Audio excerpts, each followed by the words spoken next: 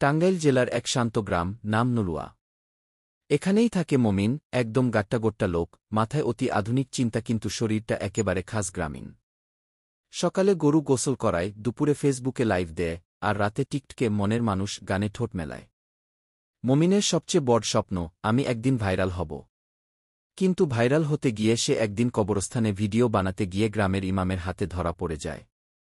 ইমাম সাহেব বললেন, এই পোলাপানগুলা এখন মরা মানুষকেও ট্রেন্ড বানায়।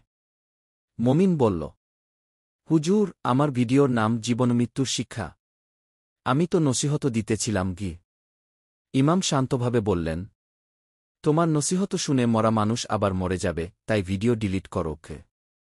2 শহরমুখী মমিন। একদিন মমিন সিদ্ধান্ত নিল, গ্রামে কিছু হইব না, শহরে যাই গি। সে চলে গেল ঢাকায় তার চাচাতো ভাই লিটনের বাসায়।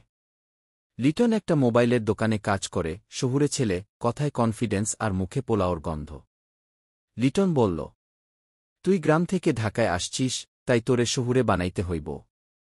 কালকে জামু তোরে চুল কাটাইতে গি। পরদিন তারা গেল সিটি জেন্টস সেলুনে। সেলুনে ঢুকেই মমিন চমকে উঠল। চারদিকে আয়না, স্পিকার বাজতেছে ইংরেজি গান, আর সেলুনওয়ালার মুখে একখানা মাস্ক। মমিন ভাবল, এই লোকটা ডাক্তার না নাপিত। চুল কাটার সময় সেলুনওয়ালা বলল, স্টাইল কেমন হবে ভাই?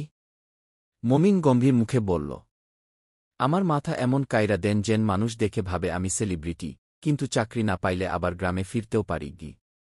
সেলুনওয়ালা 3 সেকেন্ড তাকিয়ে থাকল, তারপর বলল, আপনি কাইন্ডলি মাঝামাঝি কাটিংটা নেন গি। 3 ফেসবুক স্টার মমিন। ঢাকায় আসার 2 সপ্তাহের মধ্যেই মমিন তার ফেসবুক আইডির নাম রাখল কি মোমেন্ট মোটিভেটর গি।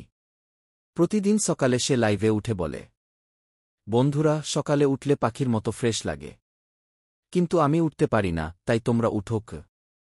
তার ভিডিওতে লোকজন হাসে, কমেন্ট দেয়া, ভাই আপনি নোবেল পাবেন হাসানোর জন্য গি। মমিন মনে করে এটা প্রশংসা। একদিন সে ঠিক করল, লাইভে কিছু দারুণ ঘটনার শুট দিবগু। তাই সে গেল মিরপুরের এক রেস্টুরেন্টে, নাম কি মোগলাই মাস্টার্স কি। অর্ডার দিল একটা মোগলাই, কিন্তু যেন দেখতে সুন্দর লাগে, কারণ আমি ভিডিও বানাবগি। ওয়েটার বলল, স্যার আপনি খাবেন না, ছবি তুলবেন?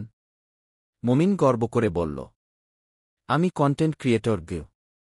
4 মোগলাই।